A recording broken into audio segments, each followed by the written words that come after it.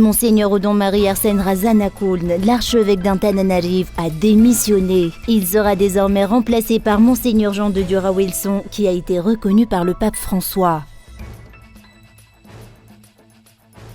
Doris Rakout-Samuel, l'épouse de Maïrland Menendaf, a été appréhendée ce matin à son domicile par des agents de la brigade criminelle de Fiadanen. Elle a été auditionnée ce matin.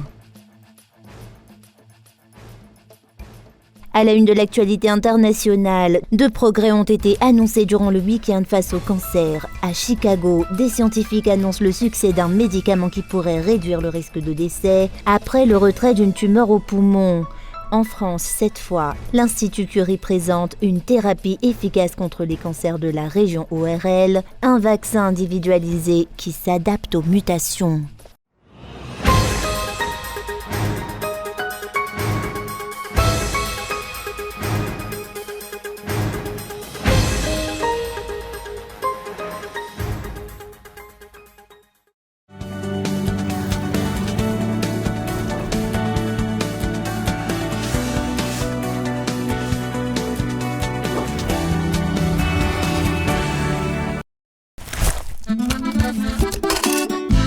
Wow!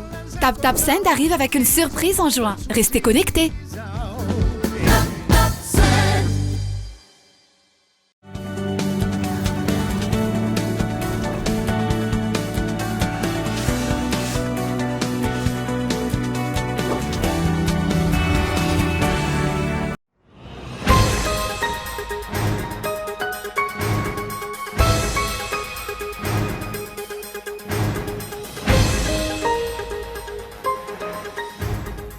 Monseigneur Odon-Marie Arsène Razanakouln, l'archevêque d'Antananarive, a démissionné. Il sera désormais remplacé par Monseigneur Jean de Dura-Wilson, qui a été reconnu par le pape François. Né à Arivunmam le 31 juillet 1963, le nouvel archevêque d'Antananarive est devenu prêtre le 7 septembre 1996.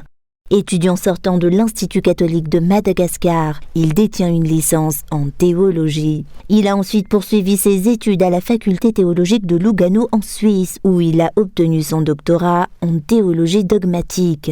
Avant de devenir le nouvel archevêque de la capitale de Madagascar, il a été nommé évêque adjoint du diocèse d'Antananarive durant 5 ans depuis le 25 mars 2010. Il est ensuite devenu l'évêque du diocèse d'Ambatondjazak en 2015.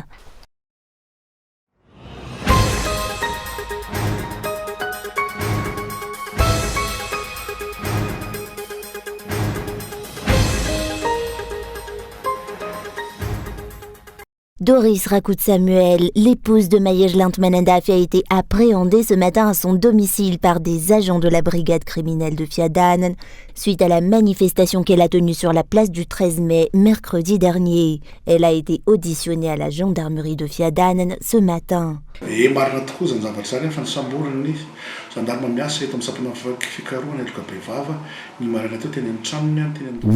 il est vrai que Mme Doris Rakout-Samuel a été appréhendée ce matin à son domicile par des gendarmes de la section des recherches criminelles. Ce qui se passe actuellement, c'est qu'une délégation judiciaire émanant de la Cour de justice nous a donné l'ordre d'identifier, de rechercher et d'enquêter sur Mme Doris. C'est donc la mission que nous devons accomplir. Je souhaite rappeler qu'il existe une hiérarchie ou une subordination au niveau de la police judiciaire. Ainsi, en tant qu'État de droit, les gendarmes et la police exécutent les ordres émanant de la justice. Il est du devoir de la police et de la gendarmerie de chercher ces personnes, recueillir des preuves et de les présenter à la justice. C'est ensuite à la Cour de voir si des infractions ont été perpétrées ou non. Si des infractions ont été commises, il se charge du concerné.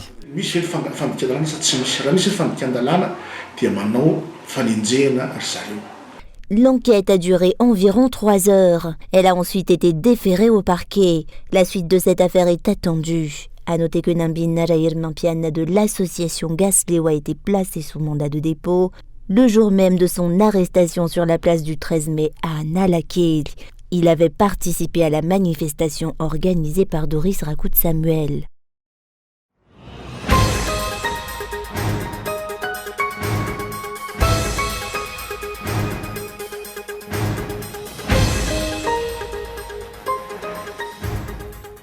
L'Union européenne ne soutient nullement pas la mise en place éventuelle d'un régime de transition à Madagascar. Elle ne soutient que la démocratie dans le pays, a-t-elle communiqué ce jour. En ce sens, cette union politico-économique de 27 États maintient son soutien pour l'instauration d'élections libres et transparentes dans un climat d'apaisement en cette année électorale. L'Union européenne s'efforce d'accompagner le pays en ce sens, selon ses explications. Dans le cadre de la mise en œuvre des élections dans le pays, l'Union européenne continuera de défendre la liberté d'expression et de réunion, et son soutien aux élections pourrait se traduire par une contribution financière à un basket fund des Nations Unies s'il est mis en place, même si le montant du soutien financier ne sera sans doute pas aussi important qu'en 2013 ou en 2018, vu qu'à cette époque, le pays sortait d'une crise. Concernant les rumeurs qui se répandent concernant la mise en place d'un régime de transition, en aucun cas l'Union européenne ne pousse vers une transition. Selon les explications reçues, l'Union européenne n'a qu'un seul agenda, la démocratie. Elle est un partenaire engagé de Madagascar. C'est dans cet esprit qu'il fallait comprendre que dans l'hypothèse théorique où une transition adviendrait, l'Union européenne continuerait à soutenir les efforts qui viseraient à assurer le bien du pays. L'Union européenne rappelle toutefois que tout changement de pouvoir qui ne résulterait pas des urnes et ne respecte pas la Constitution constitue un affaiblissement de la démocratie, et cela même s'il a lieu avec le consentement de tous les acteurs politiques.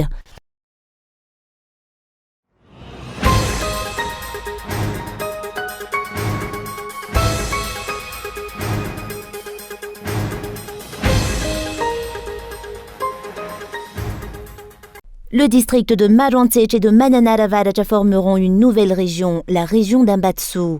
Ces districts ne feront donc plus partie de la région Analanzuruf. C'est une des nouvelles qui se sont démarquées suite au passage du président de la République dans cette zone de l'île le 3 juin dernier. La réalisation d'une telle entreprise sera examinée, mais il est certain à 88% que cela se fera, a-t-il annoncé à la population. Les démarches administratives y afférentes ont déjà été entamées, selon le chef de l'État. D'après le député élu à Intala, les demandes des autres régions, notamment celle d'Intala, devront donc aussi être accordées pour l'instauration d'une décentralisation effective.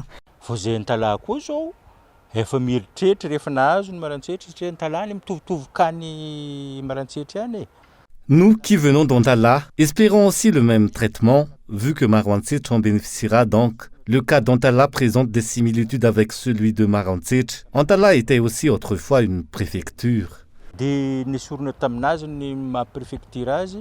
Ambatsu sera la 24e région de l'île si cette décision est votée au niveau des deux chambres du Parlement. La région Vadvav et la région Fitvnagne ont été divisées en deux régions indépendantes en 2022 et les observateurs de la vie nationale se posent la question de savoir s'il n'est pas un peu tard pour une telle initiative en vue d'accélérer le développement qu'a prôné le président de la République. La suite de cette affaire est attendue.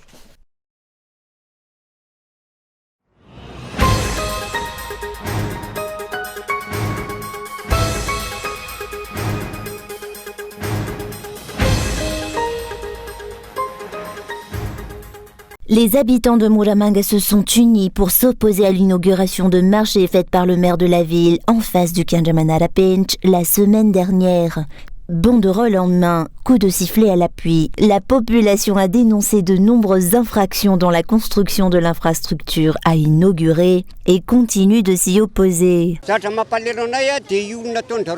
Ce qui nous attriste, c'est la construction de ce box n'est pas légale. Ils ont monté des dossiers, inventé de toutes pièces. Nous avons entendu parler de développement tout à l'heure. Un développement qui ne profite pas aux jeunes. Un développement qui ne profitera pas non plus à la population de Muramanga. Il ne sera question de développement que pour un groupe d'individus. Ils ont bâti ces box sur un terrain de basket. C'était autrefois un terrain mixte où l'on pouvait jouer au basket, au handball et autres. Les box que vous voyez là ont été bâtis sur les tribunes du terrain mixte.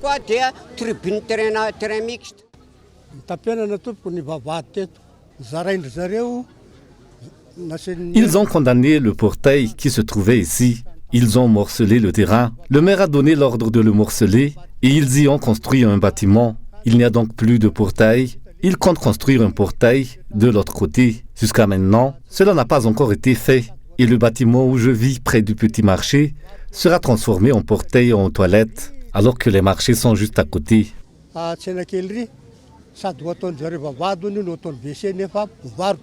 Hormis un sénateur et président d'association des partisans du président de la République actuelle, des élus et des hauts responsables de la ville de Muramang ont aussi été conviés à cette inauguration. Une cérémonie qui n'a pas pu avoir lieu en dépit des efforts fournis. En ce qui concerne cette infrastructure, elle a déjà été réalisée. Ce projet est déjà passé en conseil communal. Ainsi, on peut l'accepter, l'inaugurer et l'utiliser. L'opinion des opposants ne nous dérangera pas. Ils sont nombreux, tant à l'intérieur qu'à l'extérieur. Nous nous focalisons sur le développement durable. Nous avons tous déjà bénéficié d'une approbation, que ce soit les députés ou les maires. Nous inaugurerons cette infrastructure. Tout est en règle, aucune loi n'a été violée. Les jeunes de Muramang figurent parmi les victimes de l'instauration de ce marché selon les explications reçues. La construction d'un stade pour les jeunes est en suspens. Or, les jeunes, actuellement en manque de loisirs, réclament un terrain de sport dans le cadre de la lutte contre les stupéfiants et la prostitution qui prennent de l'ampleur dans la ville de Muramang.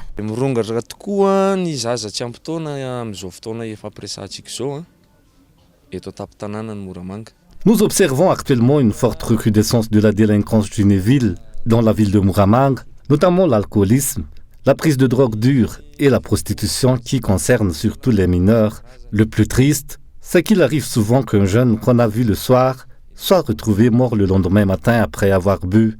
Un phénomène dû à l'absence de terrain de sport, de jeux et de loisirs pour les jeunes, mais aussi l'absence d'activités culturelles. Cela pousse les jeunes à chercher des activités qui les attirent et les fascinent.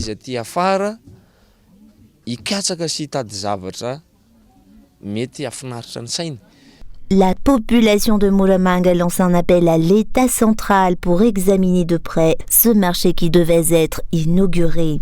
Les habitants maintiennent que cette infrastructure ne sert que les intérêts d'un groupe d'individus et ne profitera même pas à la population.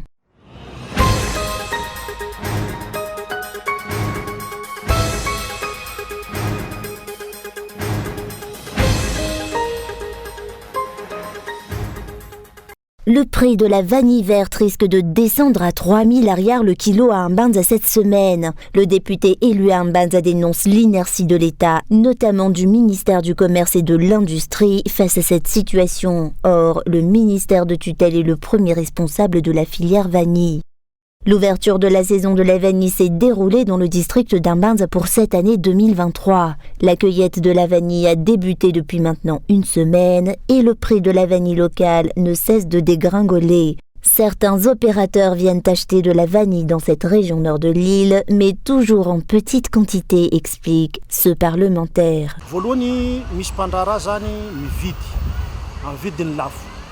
Des opérateurs viennent acheter de la vanille. Ils en achètent à un prix élevé, 80 000 et 90 000 arrières. Certains opérateurs achètent aussi à crédit. Ces entrepreneurs sont cependant limités. Une fois qu'ils atteignent le quota prévu, ils n'achètent plus. Le prix de la vanille auprès des acheteurs, qui ne sont pas membres de groupement, varie entre 10 000 et 5 000 arrières et les prix risquent bientôt de baisser jusqu'à 3 000 arrières. En dépit des appels et des réclamations de la population locale concernant les problèmes de cette filière, notamment le prix de la vanille, ni les ministres ni le président de la République n'est venu sur place, dénonce ce député.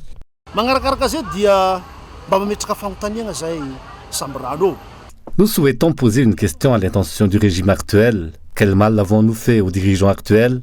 Ils n'ont même pas daigné nous rendre visite, alors que notre peuple se retrouve en difficulté. Nous avions été déplacés, mais même à ce moment-là, nous n'avons bénéficié d'aucun geste de la part de l'État. Je reconnais que des infrastructures ont été érigées, mais ce que la population attend tout d'abord, c'est la nourriture. Le peuple a faim, notamment suite à la baisse du prix de la vanille. Une fois de plus, la population locale lance un appel aux dirigeants pour une résolution rapide des problèmes que rencontre actuellement la filière vanille dans le district d'Mbanza. Les planteurs de vanille qui respectent la loi courent actuellement à leur perte face à la situation qui prévaut selon ce parlementaire.